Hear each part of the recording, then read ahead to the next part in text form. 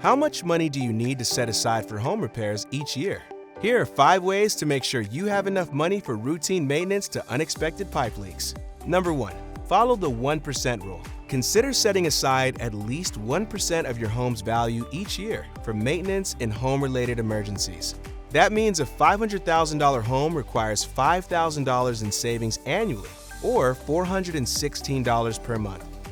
Save by the square foot. You could instead consider saving $1 for every square foot of livable space each year. For instance, a 2,500 square foot house requires a $2,500 repair budget or $208 per month. Number 3.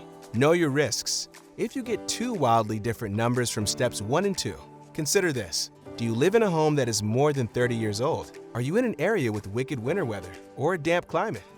Lean towards the high side and try to save the greater amount. Number 4. Anticipate big expenses. Among the priciest home repairs are major foundation work, roof replacement, or a new septic system. If you see any big projects on the horizon, add them to the total.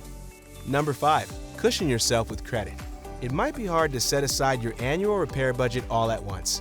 Make sure you have a credit card or home equity line of credit available in case you need to cover unexpected repairs.